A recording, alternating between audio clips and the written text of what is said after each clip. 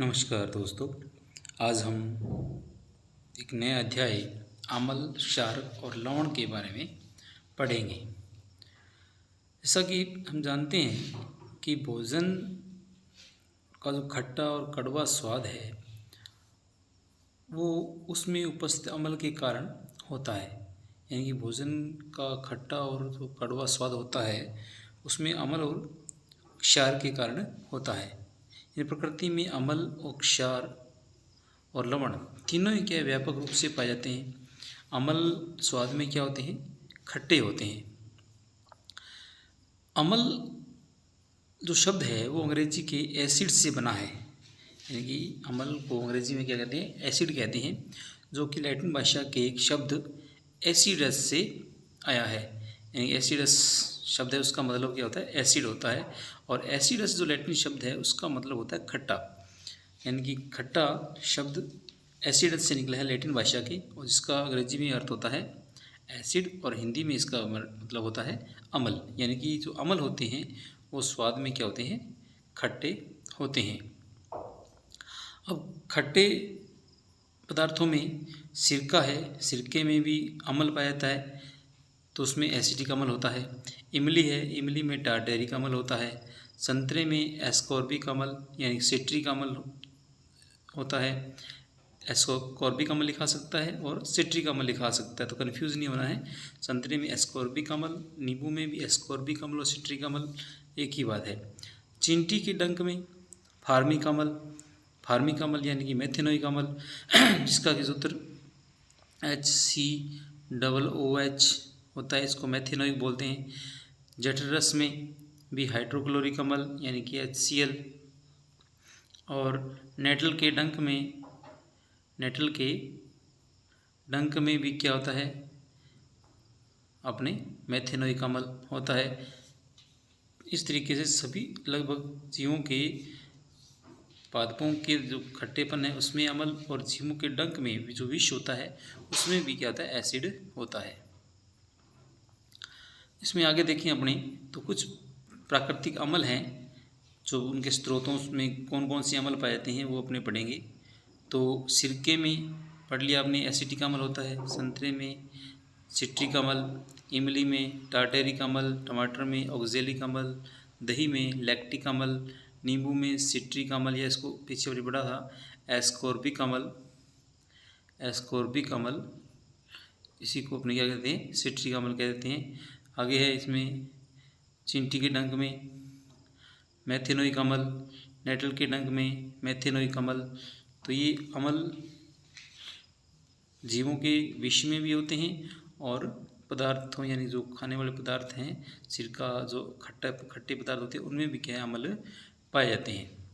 तो इनको अपने को याद रखना है, कौन से पदार्थ में कौन सा अम्ल है, ये थोड़ी अपने को जानकारी होनी चाहिए। अब उसमें दूसरा ये तो हो गया अम्ल का उसके स्वाद के आधार पर कि अम्ल क्या होते हैं? स्वाद में खट्टे होते हैं। दूसरा अंतरी होता है लिटमस पत्र के आधार पर। लिटमस पत्र होता है, उसको अपने अम्ल को कैसे पहचान करें कि अम्ल का जो प्राथमिक गुण है वो क्या करते हैं? लिटमस पत्र से इसकी जांच की जाए तो अम्ल क्या करते हैं? नीले लिटमस को क्या कर देते हैं? लाल कर देते हैं। तो आपको याद रखना है कि अम्ल जो नीला लिटमस पत्र होता है उसको क्या है? लाल कर दे। अम्ल क्या है? नीले लिटमस को लाल कर देते हैं। अब क्षार की बात करें तो क्षार क्या होते हैं? स्वाद में कड़वे होते हैं, और वो लाल लिटमस को क्या करते हैं? नीला कर देते हैं। और स्पर्श में कैसे होते हैं? साबुन जैसा व्यवहार करते हैं, यानी कि चिकने होते हैं। स्पर्श करें तो ये चिकनाहट थोड़ी देते हैं, तो ये स्पर्श में इनका जो स्पर्श करें तो ये साबुन जैसा व्यवहार दिखाते हैं।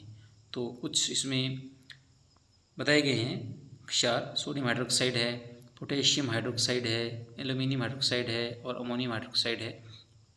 तो ये सभी क्या हैं? क्षार है। इसकी पहचान ये है सूत्र में कि इनके पीछे OH लगा होगा। OH से पहचान हो जाएगी कि ये क्या है? क्षार है। या कि अपने इसको पढ़ेंगे कि H+ और OH- साइन वाले भी अम्ल हैं, उनको क्षार हैं। ये आगे देखेंगे अपने। तो ये चीज़ें अपने को याद रखनी है। तो ये अम्ल को उदासीन कर देते हैं, यानी क्षार होते हैं वो अम्लों को उदासीन करते हैं, और जो अम्ल होते हैं वो क्षार को उदासीन करते हैं। ये आगे पढ़ेंगे अपने अम्ल और क्षार की विक्रिया से क्या होता है। अम्लों का उदासीन करने का सामर्थ्य किस में होता है, क्षारों में होता है। क्षार का उदासीन करने का सामर्थ्य अम्लों में होता है। तो ये जो क्षार होते हैं वो क्या होते हैं, जल में विलीय होते हैं। अम्ल और क्षार दोनों ही क्या है, जल में विलीय होते हैं। यदि जल की मात्रा अधिक होती है अगर अम्ल और क्षार में, तो वो तनु कहलाते हैं, यानी पतले कहलाते हैं। यदि जल की तुलना में अम्ल और क्षार की मात्रा ज़्यादा हो जाए तो क्या कहलाएंगे, सांद्र कहलाएंगे, यानी गाढ़े कहलाएंगे। गाढ़ापन हो जाएगा, यानी कि पानी कम होगा उनके अंदर और अम्ल और क्षार की मात्रा क्या होगी, ज़्यादा होगी, तो उन्हें क्या कहते हैं, अपने सांद्र अम्ल कहते हैं। सांद्र या तनु अम्ल कहते हैं, जिसमें पानी ज़्यादा होगा और अम्ल कम होगा तो तनु अम्ल हो जाएगा। इस तरीके से इन्हें डिफाइन करते हैं। अब लवण क्या है, लवण क्या है, अम्ल और क्षार की अभिक्रिया के द्वारा जो बनता है उसे क्या होते हैं, लवण कहते हैं। और साथ में क्या बनता है, इसमें जल बनता है। यानी अम्ल और क्षार जब क्रिया करेंगी तो लवण बनेगा और जल बनेगा, और साथ में क्या निकलेगी, ऊष्मा निकलेगी। ये ऊष्माक्षेपी विक्रिया होती है एक प्रकार से। तो अम्ल और क्षार जब क्रिया करते हैं तो उसमें क्या बनता है, लवण और जल बनता है। ये उदासीनीकरण अभिक्रिया होती है। इसी प्रकार अपने एग्जाम्पल देखें तो ये क्या है, HCl क्या अम्ल है, NaOH क्या क्षार है। तो HCl और N क्रिया करेंगे तो क्या बनेगा, NaCl बनेगा और साथ में क्या निकल जाएगा, जल निकल जाएगा, और साथ में इसमें क्या निकलेगी, ऊष्मा निकलेगी। तो इस प्रकार की विक्रिया क्या बोलते हैं, हमने उदासीनीकरण विक्रिया कहते हैं। ये एक प्रकार की ऊष्माक्षेपी विक्रिया है। तो प्रबल अम्ल और प्रबल क्षार जब लवण बनाते हैं तो वो उदासीन होते हैं, क्योंकि दोनों की क्षमता क्या है, बराबर है। प्रबल अम्ल और प्रबल क्षार की क्षमता लगभग क्या है, बराबर है। इधर प्रबल अम्ल है, इधर प्रबल क्षार है, तो बनने वाला लवण होगा वो क्या होगा, उदासीन होगा। यदि अगर प्रबल अम्ल और दुर्बल क्षार आपस में क्रिया करे तो बनने वाला लवण कैसा होगा, अम्लीय होगा, क्योंकि किसका प्रभाव ज़्यादा है, प्रबल अम्ल का प्रभाव ज़्यादा है, तो वो लवण भी क्या बनेगा, अम्लीय प्रकृति का होगा। इसी प्रकार यदि दुर्बल अम्ल है और क्षार प्रबल है तो लवण कैसा बनेगा, क्षारीय बनेगा, क्योंकि उसकी प्रकृति क्या होगी, क्षारीय होगी, क्योंकि क्षार की प्रकृति क्या है, यहाँ पर प्रबल प्रकृति का है। तो अपने एग्जाम्पल देखते हैं इसमें।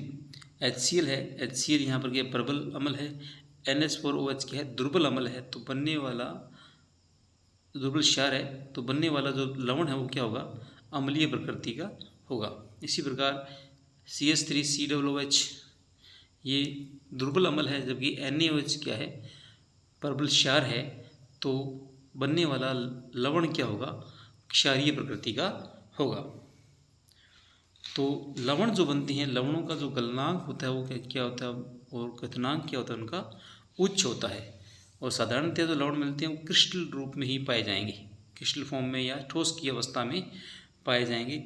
और क्रिस्टल में इनके साथ क्रिस्टल जल की उपस्थिति रहती है। अब क्रिस्टल जल क्या होता है, क्रिस्टल जल होता है कि लवण के जो इकाई सूत्र होता है उस सूत्र में जब लिखते हैं तो जल के अणुओं को उसकी निश्चित संख्या उसके साथ जोड़ देते हैं।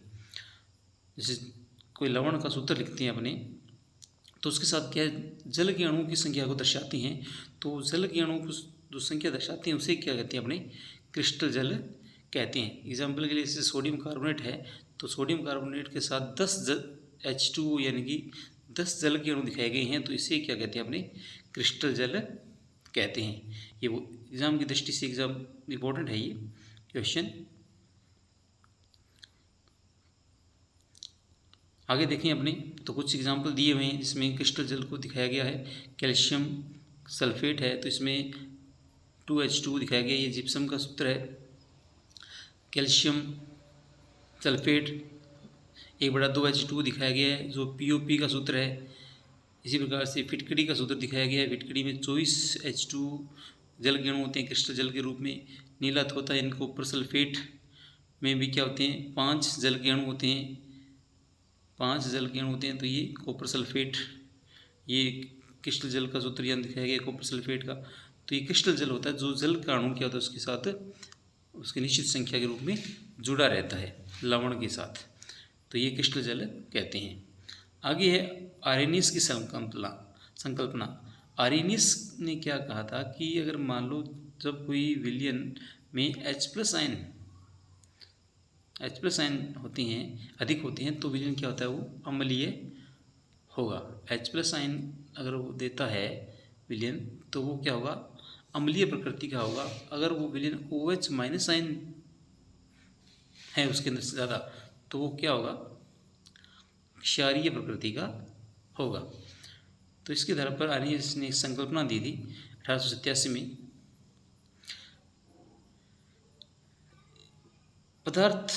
कोई पदार्थ जलीय विलयन में अपघटित होकर हाइड्रोजन आयन देते हैं तो वो अम्ल कहलाते हैं। यानी कि जो पदार्थ जल में घुलकर H प्लस आयन देंगे वो किस प्रकृति के होंगे, अम्लीय प्रकृति के होंगे या अम्ल कहलाएंगे। एग्जाम्पल के लिए आप इसमें HCl है,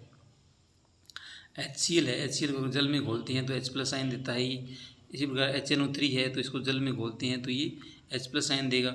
H2SO4 है तो इसमें H प्लस आयन देगा। एसिटिक अम्ल है तो जल में घोलने पर H प्लस आयन देगा। तो जो पदार्थ जल की विलयन में H प्लस आयन देते हैं उन्हें क्या कहते हैं, हमने अम्ल कहते हैं। ये सभी अम्ल जलीय विलयन में H प्लस आयन देते हैं। यहाँ मुक्त प्रोटॉन यानी कि जो H प्लस आयन है वो अत्यधिक क्रियाशील प्रकृति का होता है और जल से क्रिया करके जल्द ही क्या ये हाइड्रोनियम आयन बना लेता है, H3O प्लस आयन बना लेता है। यानी कि जो जलीय विलयन होता है उसमें H प्लस आयन मुक्त रूप में नहीं पाए जाते, वो किस रूप में पाए जाते हैं, हाइड्रोनियम आयन के रूप में पाए जाते हैं। क्योंकि जो H प्लस आयन होता है वो बहुत ही सक्रिय या क्रियाशील प्रकृति का होता है। वो जल के अणु के साथ जुड़कर हाइड्रोनियम आयन का निर्माण करता है। जो अम्लीय विलयन होता है उसमें H प्लस आयन मुक्त रूप में न मिलकर हाइड्रोनियम आयन के रूप में पाए जाते हैं। ये क्वेश्चन पूछ सकता है कि जलीय अम्लीय विलयन है उसके अंदर H प्लस आयन मुक्त रूप में पाई जाती है, क्यों नहीं पाई जाती, क्योंकि H प्लस आयन होते हैं वो बहुत ही क्रियाशील प्रकृति की होती हैं और वो जल के अणु के साथ जुड़कर हाइड्रोनियम आयन का निर्माण कर देते हैं।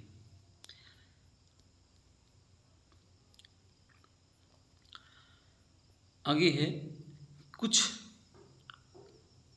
अम्ल क्या जलीय विलयन पूर्ण रूप से आयनित हो जाते हैं, उन्हें क्या बोलते हैं, परबल अम्ल कहते हैं। जो परबल अम्ल होते हैं वो क्या जल में पूर्ण रूप से आयनों का निर्माण कर लेंगे तो उन्हें क्या कहेंगे, अपने परबल अम्ल कहेंगे। जैसे HCl है, H2SO4 है, HNO3 है। कुछ एग्जाम्पल आपको याद रखने होंगे कि परबल अम्ल कौन से होते हैं, जो पूर्ण रूप से क्या जल के अंदर आयनों में बदल जाते हैं, उन्हें क्या कहते हैं, अपने परबल अम्ल कहते हैं।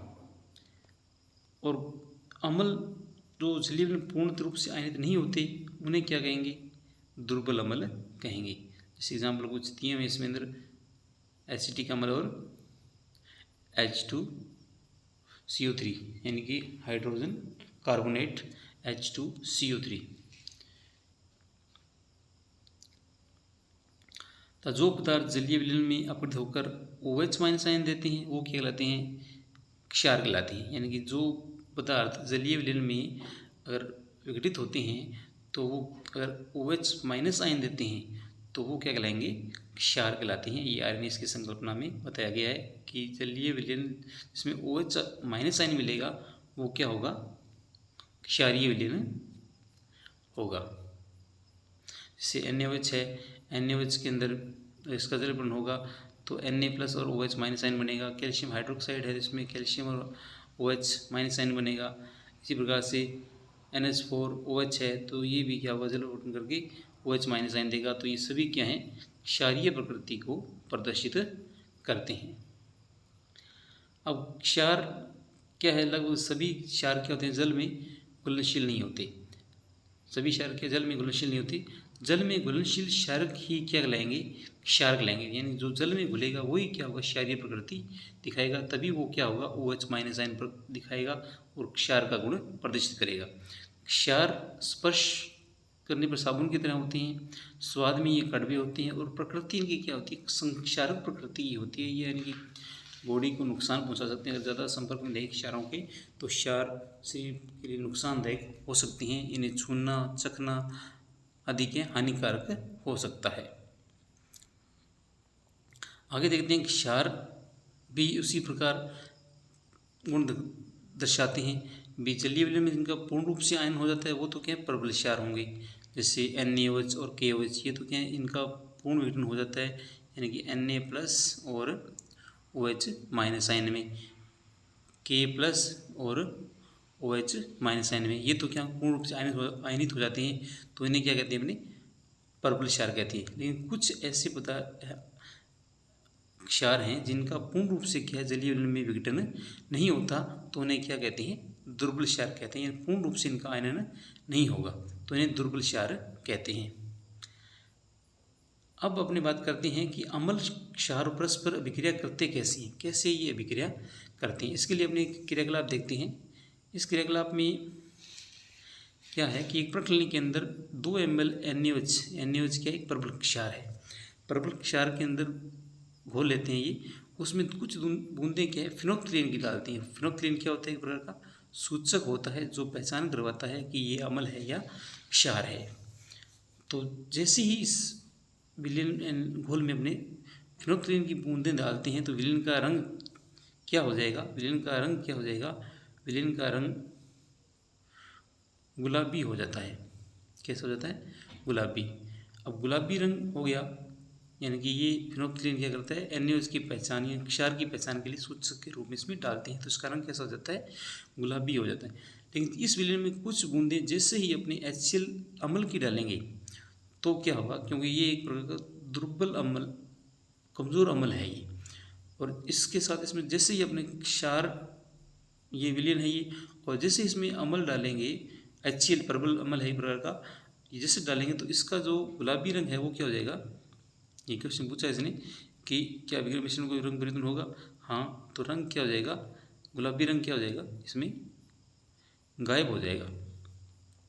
अब इसमें क्या करते हैं कि अब अम्ल मिलाने के बाद, जब अम्ल मिला देते हैं, अम्ल मिलाने के बाद फिनोक्सिलेन का रंग क्यों बदल गया, क्यों बदला, क्योंकि NaOH भी क्या था, NaOH तो था प्रबल अम्ल, प्रबल अम्ल था, तो सॉरी प्रबल क्षार था, और HCl क्या था, प्रबल अम्ल था। तो प्रबल अम्ल और प्रबल अम्ल जो मिलेंगे तो लवण कैसा रहेगा, लवण कैसा रहेगा, उदासीन रहेगा। अब उदासीन लवण कोई रंग नहीं देगा। लेकिन अब जैसे ही इसके अंदर अपने कुछ बूंदें NaOH की मिला देंगे तो विलयन क्या होगा, दोबारा गुलाबी, यानी विलयन क्या मिला देंगे, उस कुछ मात्रा में NaOH मिला देंगे। पहले उदासीन हो गया था और फिर क्या अपने उसमें NaOH मिला देंगे।